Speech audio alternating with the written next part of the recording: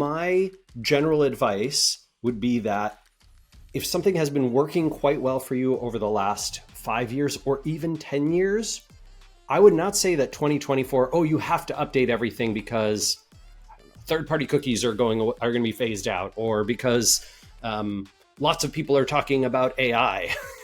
These are not good reasons to change. The good reasons to change your marketing website are... Welcome to the DesignRush podcast. I'm your host, Bianca Mayer. Today, we're excited to have Rand Fishkin, digital marketing guru and co-founder of SparkToro, join us. The key here is to ask the right question. And the right question should always be... Rand's expertise spans from SEO to timeless marketing strategies.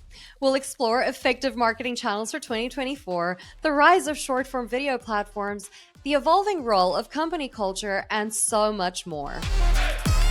There should be no two companies anywhere for whom the exact right mix of channels and tactics and strategies is the same. That's fundamentally the way to get mediocre or subpar marketing. The best way to do it, in any case, is... Remember to like and subscribe for more compelling conversations with industry leaders. Let's dive in.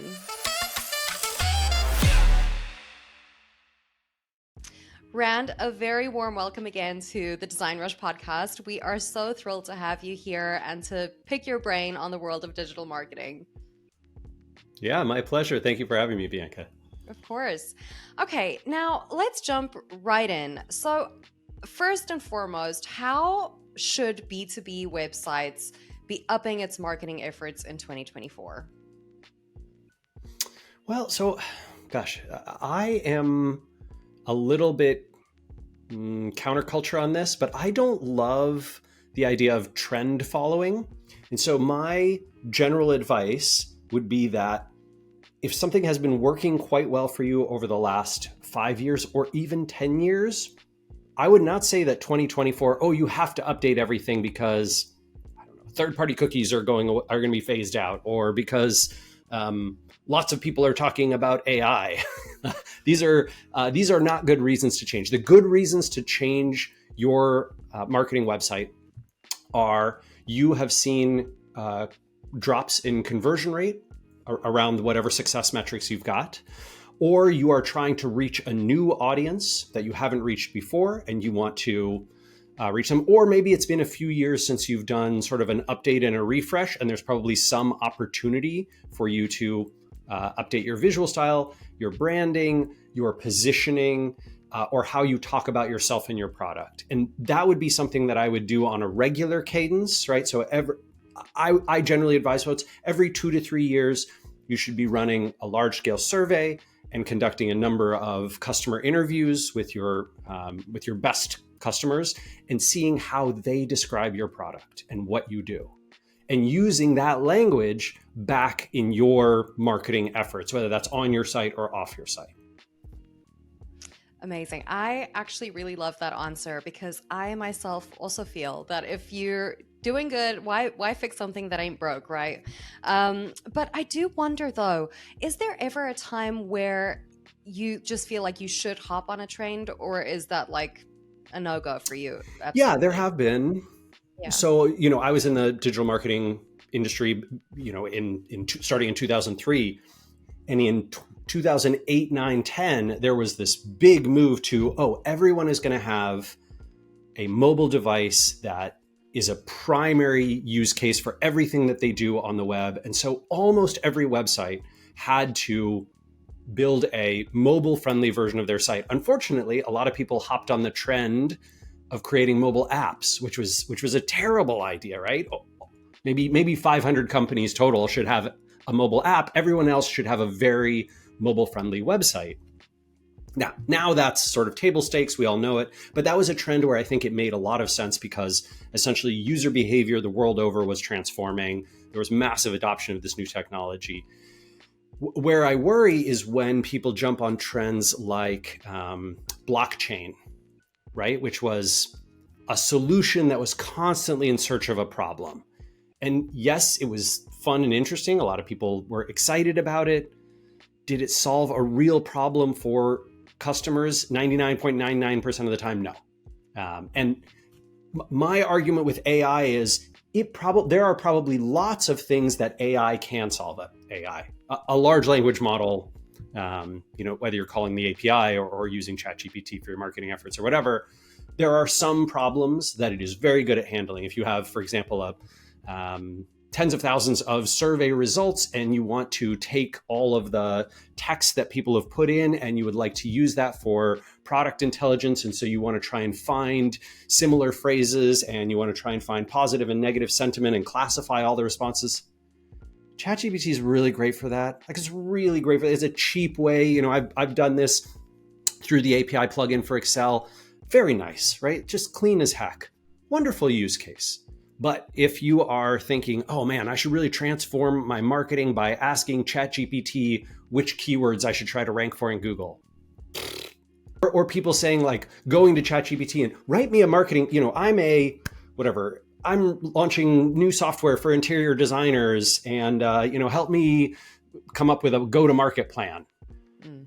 And what are you actually getting in response to that? Not an intelligent go-to-market plan. You are getting the words that are most likely to come after other words on the internet. That's it.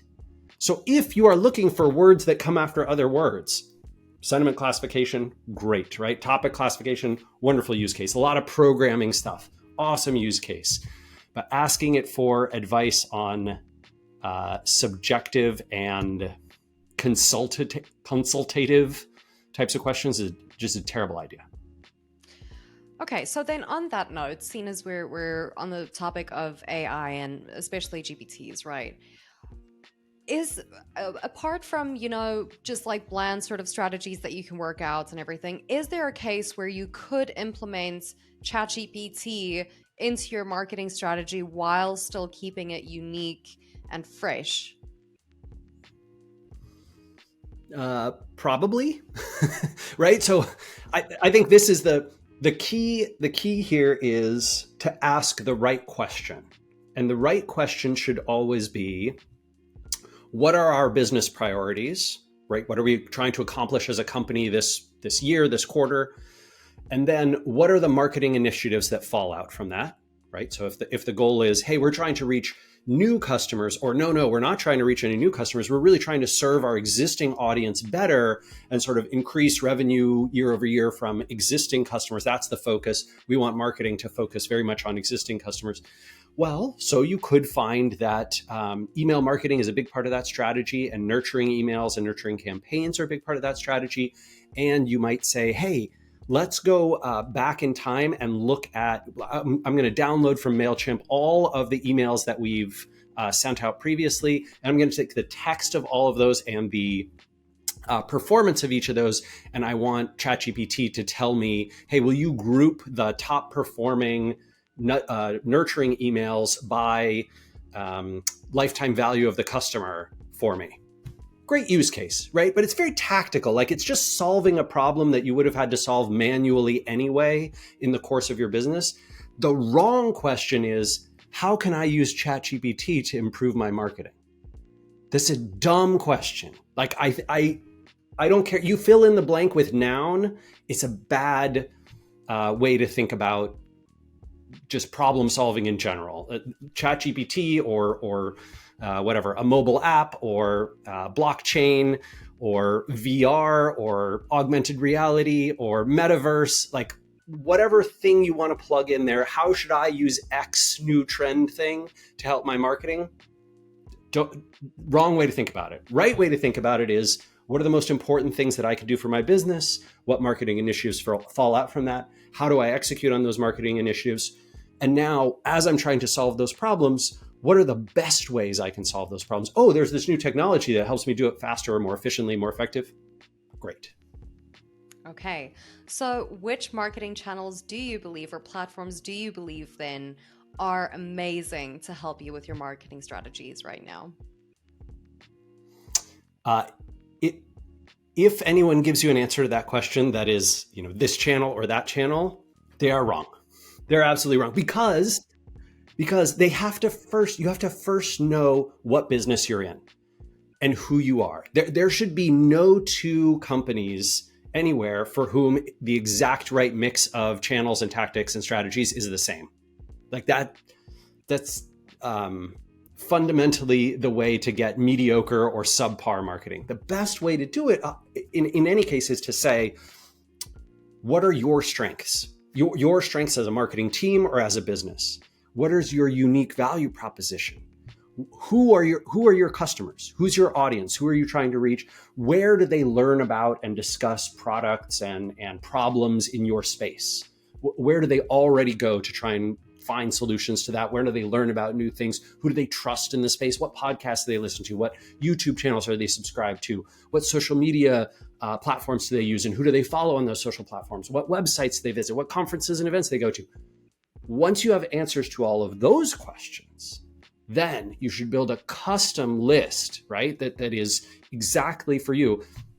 This goes back a little bit to why neither ChatGPT nor, Rand GPT can answer the question without the context, right? And neither can any other marketer. Like, I get really worried.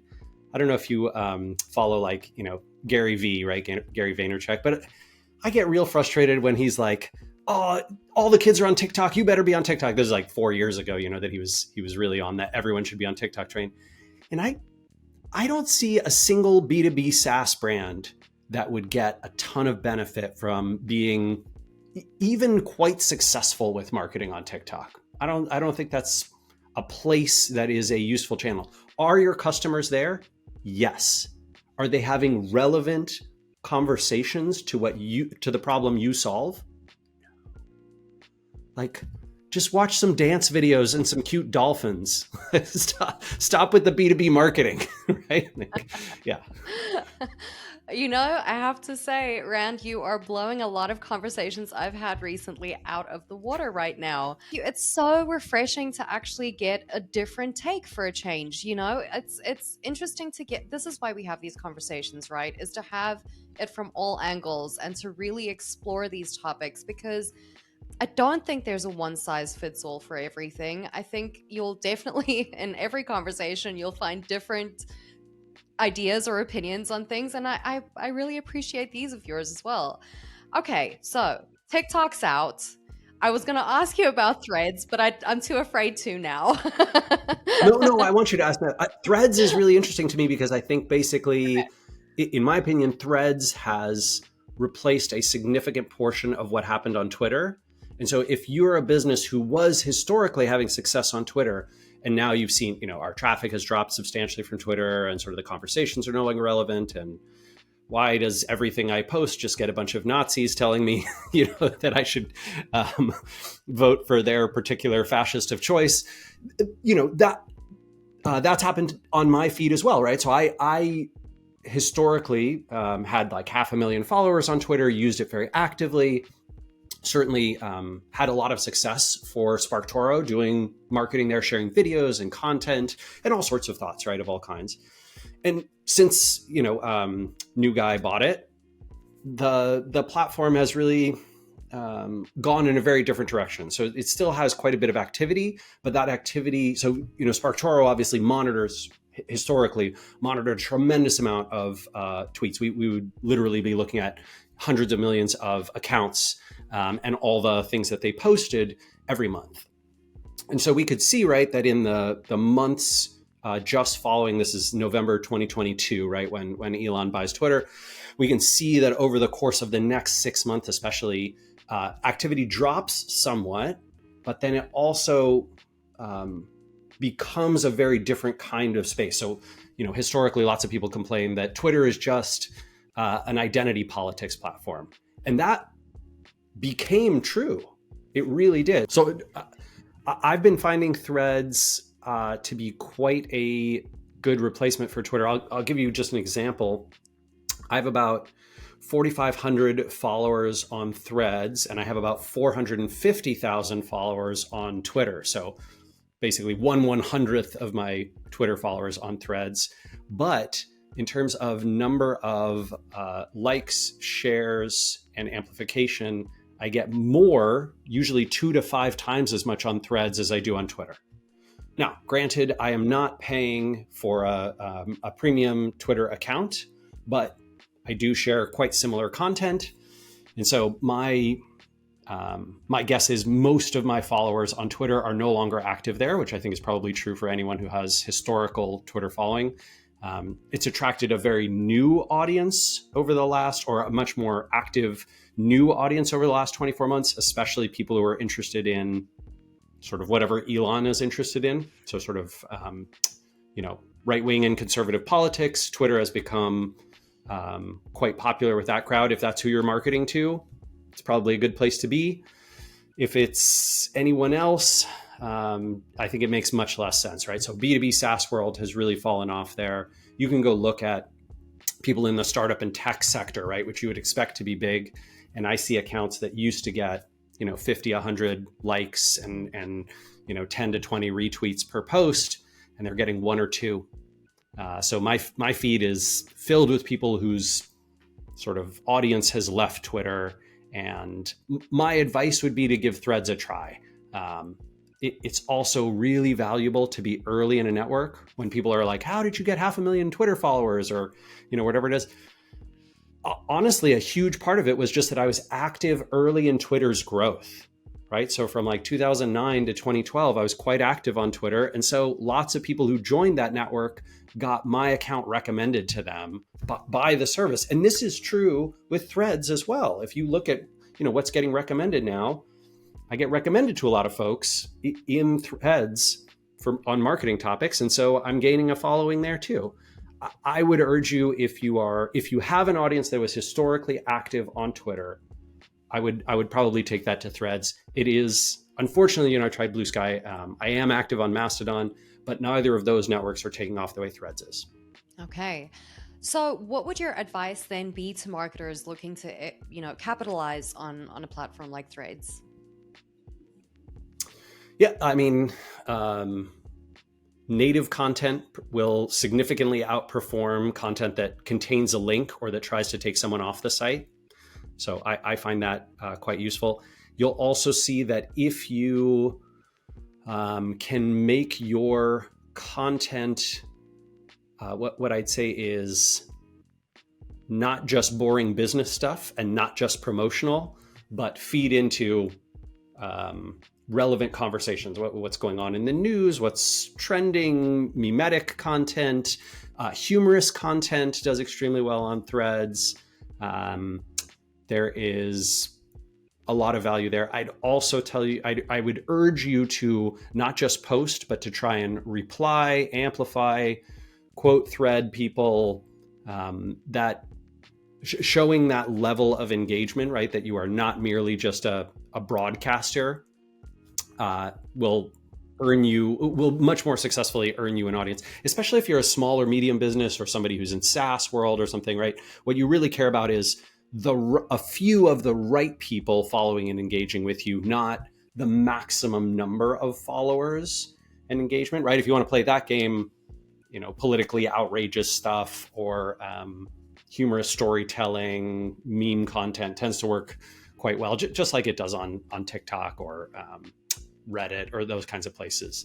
But if you're focused more on your business, I would engage with the right people and then produce content there, right? That's essentially not purely promotional and that is relevant to the conversation. And if you can make it native to the platform, that's going to work far better than if you're trying to link out.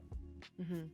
Are you seeing any other social media platforms that are, maybe going to make a wave in digital marketing at some point this year or in the future, or already has maybe recently?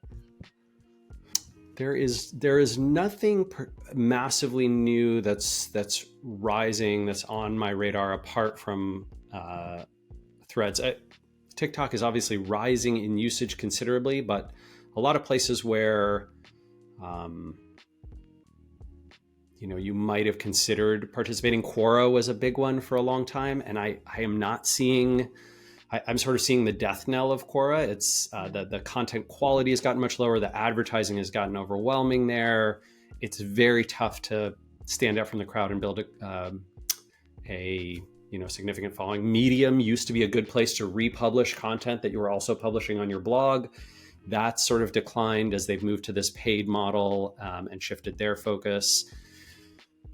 I've seen people obviously have success with email newsletters on places like Substack, but if we're being honest, I would tell you to own and control that rather than putting it on someone else's platform, right? So I would, we use a combination of MailChimp and Mailgun and send our own email newsletter rather than using Substack's platform. So yeah, that's my bias recommendation. So Threads it is then. Threads, LinkedIn is still a great place to do this. In many sectors, Reddit and YouTube are very powerful and popular places to contribute. There are plenty of sectors where Facebook still makes sense. There are lots of places where private Slack communities and groups are popular and you can engage with them. The list is quite long. I would not limit yourself to one of these, but if you're saying, is there something new that I should be potentially adopting? The only new one that I would really put effort into is probably Threads in 2024. Okay, so recently we know that, Super Bowl ads are all the rage this time of year and maybe a bit more recently this year. But, we know that Kanye West raked in 150% in ROI with his DIY Yeezy ad. And I think it made something like 19.3 million in sales.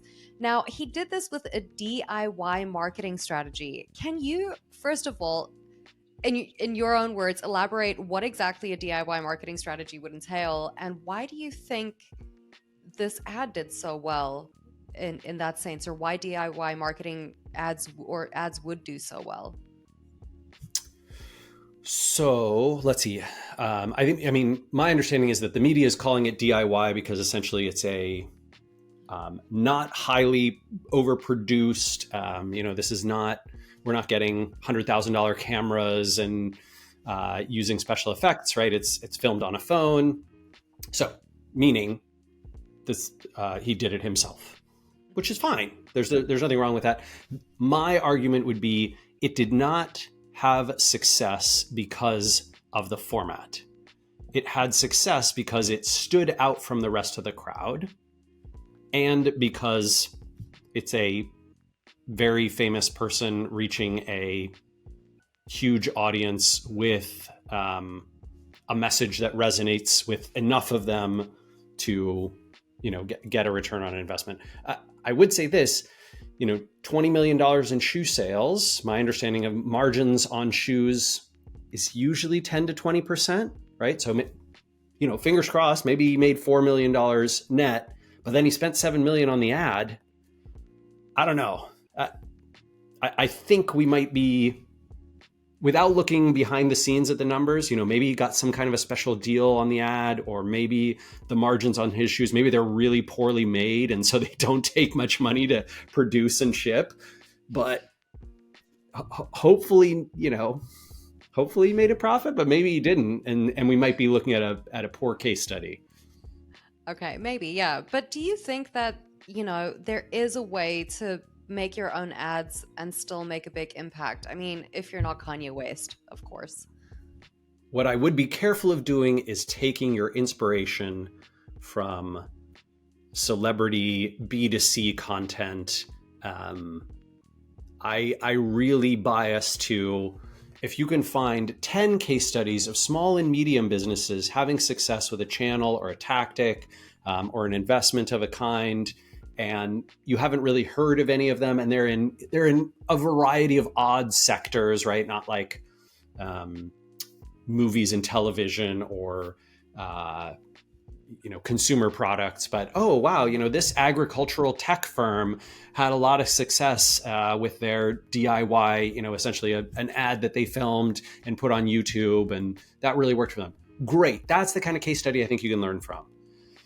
Unfortunately, because of our sort of popularity bias and media bias, we tend to look at the Kanyes and the Beyoncés and the Taylor Swifts and the Super Bowl. And I would really urge people not to be biased by those kinds of things. I think that's super misleading. I also don't think it's fair to ourselves, is it? I think we don't have, it's not fair to ourselves if we're looking up at these people that have millions, if not billions, in Taylor Swift's case, of money that they can throw to an ad. I mean, you can say, yeah, it's a DIY ad, but they've had an immense amount of money to throw behind that DIY ad. So I think again, yeah, it's maybe not fair to ourselves to try and live up to those standards. I think it's really unfair to do that to ourselves. But I do think that there must be a way that you can do that in a smaller scale. I've seen that where people are able to um, run campaigns on their own with a very small budget and it has a huge success. Now, in a case like that, what do you think is the driving factor for like a smaller ad that really does well, like a campaign that does well? Do you think that's all just down to being super authentic in your advertising and branding and your marketing, or do you think there's something more behind that? Yeah, I would say it varies dramatically based on the advertiser, the platform, the audience, the company, the messaging, the product itself. And my advice would be anytime you're investigating a success story, is make sure you look behind the scenes of just the case study and say, oh, okay, what are all the factors that went into this? Did this, for example, a very successful YouTube ad, was that brand already well known and they're reaching a bunch of people that knew about their brand beforehand, and so they were getting higher than normal click-through rate and engagement rate, which of course Google's advertising algorithm rewards with greater visibility and a lower cost per impression. So if you don't understand the mechanics of how the platform interacts and how the advertising algorithm is structured, you can get pretty misled. I have had a ton of success, for example, with short LinkedIn videos, right? So I do usually every week or two, I film a video. It only takes me an hour or two to essentially, design it, cut it up. I basically have, this side of my screen is my face, and then over here I've got the product that I'm showing off or whatever, something in SparkToro, and I'll be like, hey, here's how you can use SparkToro to do audience research on this particular kind of website or a keyword or whatever, and here's this value that you can get from it, and look at this cool thing that you can do. Here's how you export it, blah blah blah. Right? So I'll walk people through those things. I put those videos on LinkedIn. They tend to be 90 seconds to 2 minutes long. And I've seen literally tens to hundreds of thousands of engagements with those videos, and LinkedIn will show you minutes watched. I look at those and I go, my God, if I wanted to pay YouTube to get in front of that many relevant people in my audience, I would be spending $100,000 or more. And I'm getting it for free with this LinkedIn thing. And why is that, right? If someone were to look at that and say, oh gosh, how do I replicate that for my B2B SaaS company? Well, it's kind of unfair, right? I have like 150,000 people who follow me on LinkedIn. For the last 10 years, 15 years, I've been posting regularly on LinkedIn and getting relatively high engagement on almost all of those posts because they're not very promotional and they tend to have some, significant value to the audience that follows me. I've already got the audience who is my customer following me on LinkedIn. And so I think those are the things you've got to sort of list out, those bullet points of why did something work before you go and make an investment. Would I tell you to invest, if you're B2B SaaS, would I tell you to invest in DIY video for LinkedIn and give it a try? Yeah, I probably would. Most of the time, I think that's a channel that you should at least experiment and investigate with. And if it turns out you're good at it and your audience likes it, well, you're going to see it. It doesn't cost you very much, right? It's cheap to test. I think that those kinds of things can be great. But I just don't want folks to say, oh, the split screen format, that's what works so well. I'll just make split screen format videos. This is what I worry about. I worry about people seeing something successful and taking away one thing from it when it's the entirety of the history and the work that's gone into it that's making it successful. So it's essentially like saying that advertising or marketing in general, it should be much more than skin deep, right? So it's a lot more that goes in behind that as opposed to just like the formats of what you're doing and stuff like that. Yeah, I really urge anyone who's investigating any type of marketing success or considering what to copy just make sure you ruthlessly interrogate all the inputs. Now, I know, Rand, that you have had critique on the over-reliance, excuse me, on paid media. So what strategies would you recommend for balancing paid and organic research, seeing as we are on that topic now? Well, so I worry especially in early stage and smaller, medium-sized businesses about putting too many dollars into advertising, and that's for a few reasons. One is because big brands and brands that are well known tend to earn an outsized return on investment, and they also tend to have a much bigger budget to invest and much more sophisticated measurement and attribution tooling. And frankly, when you're a small company, when you're only selling, a few hundred or a few thousand units of something, it's really tough to get the data at scale that you need to make, all the optimization tweaks that you could if you were selling hundreds of thousands or millions of units.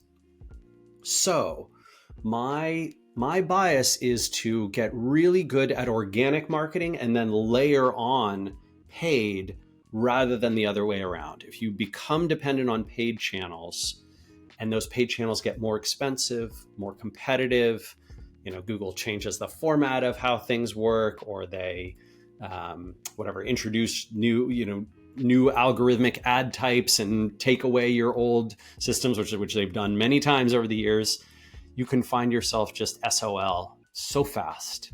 And it breaks my heart to see, businesses that sort of have hey, we found a, successful ROI. We're spending $100,000 a month on Instagram and $200K on Google and 300 with Facebook. And, and from that $600,000, we're making $620,000. And I'm like, whoo, that is stressful and sketchy. And I don't know if that's going to last, right? As soon as it costs you $621,000, you're out of business. Yeah, exactly. It's quite crazy. Okay, so Rand, from your perspective, we're going to start moving into more of, your insights on entrepreneurship. But just before we get into, that and company culture especially, I just want to know, again, from your perspective, what are the key challenges and opportunities facing entrepreneurs this year, do you think? I mean, especially, in tech and digital marketing sectors. Yeah, well, it's unfortunately, it's really rough times out there. It's weird, right? Because if you're American, right, the U.S. economy continues to grow and do extraordinarily well. I think Japan and Germany both entered recessions, but somehow the United States, I think thanks to a combination of very smart policy and interest rate stuff, and the fact that the U.S. has got a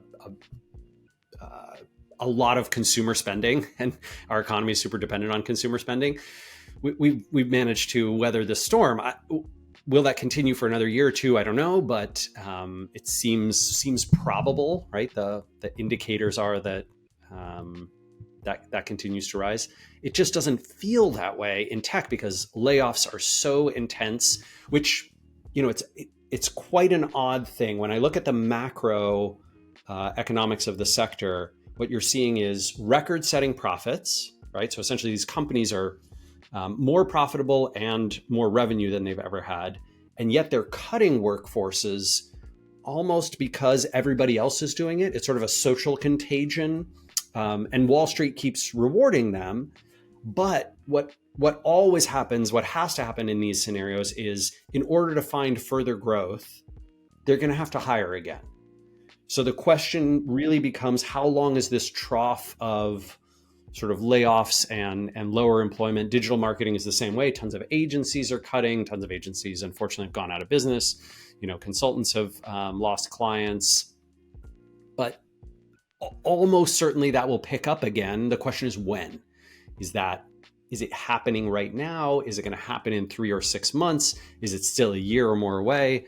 That's quite difficult to know. But my advice is similar to a lot of what you'd hear in the venture community, which I usually disagree with, but in this case, I think they're right, which is it's a good time to focus on your profitability rather than your growth. And I would argue that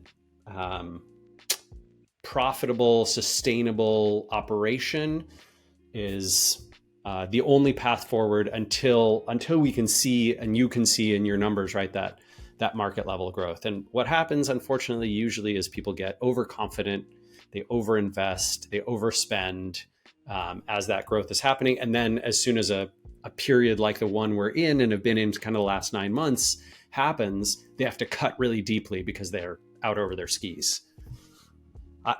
SparkToro, like we're a tiny company. We're only 3 people, and our prerogative has always been to stay profitable and quite profitable, so that we've got a lot of wiggle room should things, flatten or turn down. That's been quite a blessing the last year. That's amazing. I mean, yeah, I just on that note, I have to say it's incredible what you have done with SparkToro with just 3 people. Seriously, it's fantastic. So kudos to you and your team. Small but mighty, as they say. I love small teams. Like Bianca, I'm not I ran a 200 person company, right, with Moz, and it just was not my vibe. I don't love the complexities that come with a large organization. Yeah, no, I can understand that. I definitely can. I mean, I think that when there is a bigger team, there's a lot more things you need to consider. There's a lot more opinions and strategies and all that you need to consider. And it's almost like that saying, I'm full of cliches tonight, but it's almost like that saying, like, too many chiefs almost. I think when you have like a core team that really know exactly where you want to go and you're all on the same page, I really do think there's something to be said for being able to push things forward in that sense, for sure.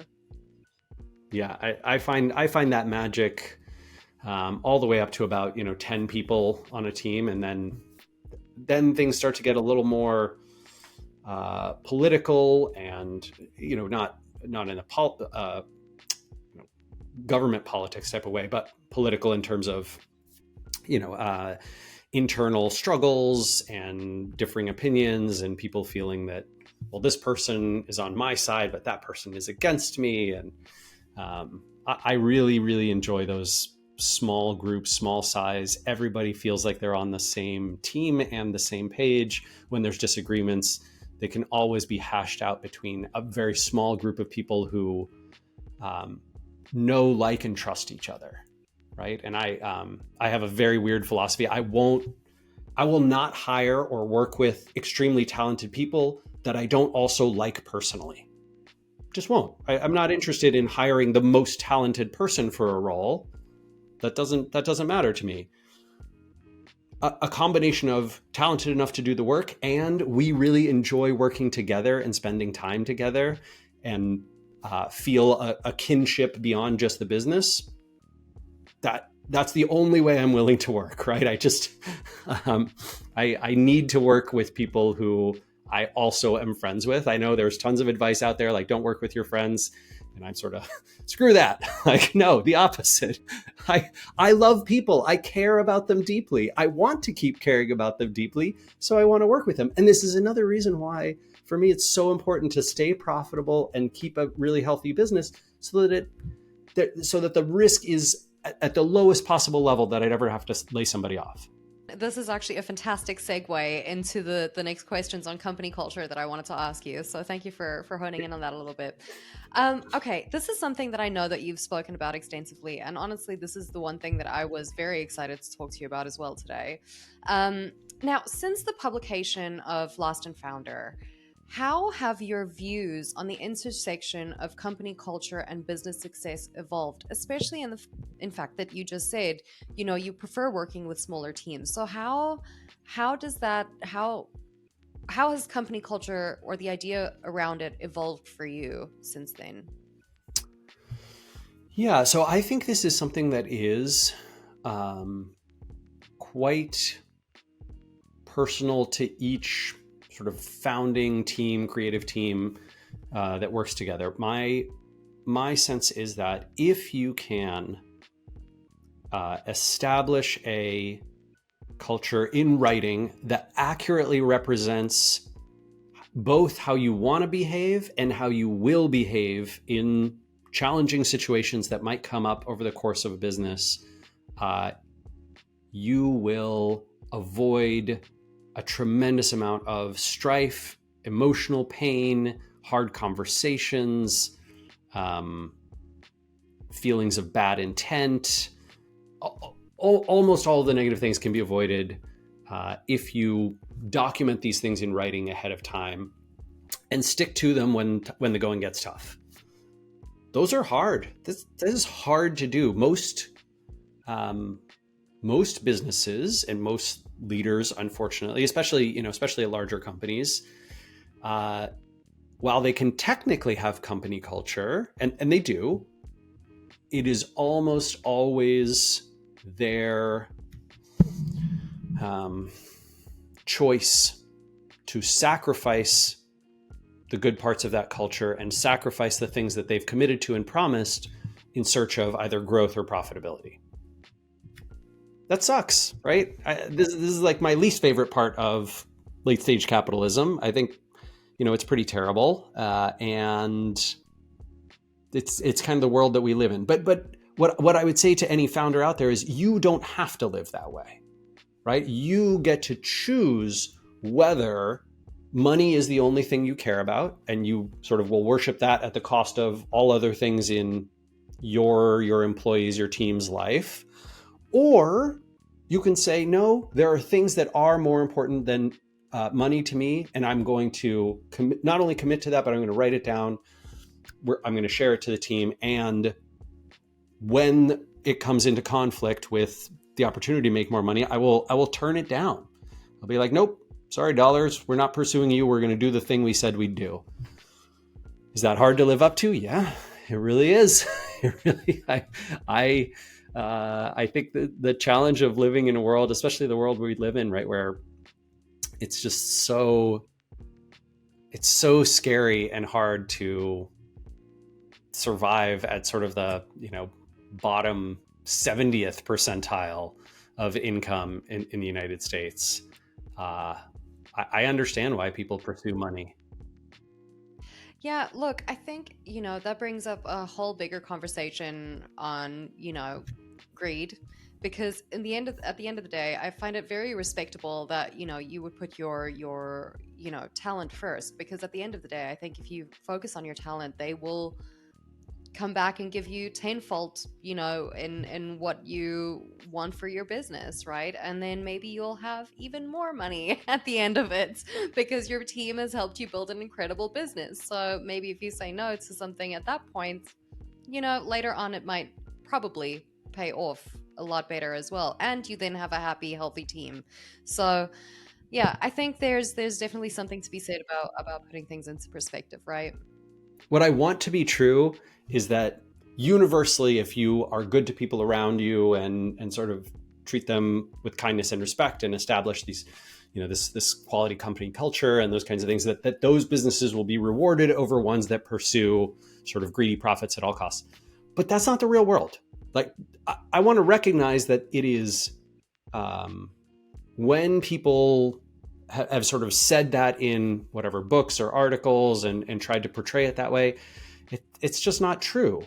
What is true is once you reach a certain amount of success and sort of profitability and income, you don't have to care about more as much as you care about people. It's entirely your choice. And I think that's a better, more fulfilling, happier life, not necessarily the path to the most money extracted from the world around you. And that's a sacrifice that I sort of make not a sacrifice, it's a choice. It's a happy choice, right? In my opinion, what the hell is money for? Money is only good for doing the things that you want in the world, right? And seeing the things that you want to happen. So a thing that I want to happen is for me to be able to work 30 or 40 hours a week, but rarely ever more than that. And for my coworkers to be happy and healthy and to enjoy their work, and for us to all feel like we're getting the most out of this. And for Casey, my co-founder, is on vacation in Florida this week. Like, I follow him on Instagram, right? Him and his wife and kids, and they're just posting all these pictures from Disney World. That's awesome. That's great. Technically we have a big SparkToro launch, and like there's all these stressful things happening in the business, and the changeover from V1 of SparkToro to the new V2, all this stuff is going on. And Casey was like, I feel kind of guilty about taking this vacation. I'm like, no, just go. It's fine. I'll take care of the support. Like, you go, Amanda, and I got it. Now, I know that we all have people that we look up to, whether it be in our personal lives or in business or anything like that. And these people generally have helped us become who we are or continuously inspire us in our personal lives or in work, right? So I'm curious, who is that person, or are those figures for you, in your life? Oh, yeah. So I don't know these women very well, but Nandini Jami and Claire Atkin run. It was Sleeping Giants, and now they run this sort of ad interrogation service, and they have done more than almost anyone on this planet to help identify fraudulent, misleading, sort of politically motivated, problematically funded sources of influence on the web, and then get big advertisers, big advertising platforms, Google and Facebook and Reddit and YouTube, to remove and demonetize these problematic players. A lot of them are fraud and misleading. Some of them are obviously, political in nature, those kinds of things. But it is absolutely incredible. I believe they were actually just nominated for a Nobel Peace Prize for their work on this. And I've had a few calls and conversations with them, and sort of, talked about the ins and outs of advertising and marketing platforms and what I could do to help. They're writing a book, and I contributed something to that. But my God, I mean, to me, they're superheroes. They're just, they do this kind of out of the, they have a business, but almost all of their activism work is because they want to see the marketing and advertising world step up and be a better place and a more fair place. I could not have more admiration. I absolutely love that. Really, that's super admirable. I'm so glad so what's it called? It's what? Check My Ads, right? Check My Ads Institute. I follow Claire, is active on Threads. I follow her there, and they've done just incredible work. It's sort of an advertising technology watchdog of sorts, and then they also help businesses. I think famously in the early days, Nandini helped Uber identify like $100 million worth of fraudulent and wasted ad spend, and and ever since they've done all sorts of fascinating projects around the ads world. But if you don't already follow them, I would urge you to, especially if you're spending money in the digital marketing world. They often will identify problem sectors and areas, manipulation, spam, fraud, before anyone else, and call it out. And it's just amazing. That is incredible. I mean, I'm definitely going to check them out. Rand, thank you so much for your insights today. It was super refreshing. Honestly, it was really, really wonderful to have you. And I hope that you had a good time and that you'll join us again sometime. I would love to, Bianca. It was my pleasure to join you. Thanks for letting me ramble on about all sorts of topics, and for your kindness. And that's a wrap on our conversation with Rand Fishkin. For those looking for a top-tier agency's expertise, look no further than DesignRush.com/marketplace. Our marketplace hosts a wide array of agencies that will help bring your vision to life. From branding to web design, we've got you covered. Don't forget to like this video and subscribe to our channel for more insightful discussions with industry leaders. Once again, I'm your host, Bianca Mayer. Stay curious and join us for the next episode.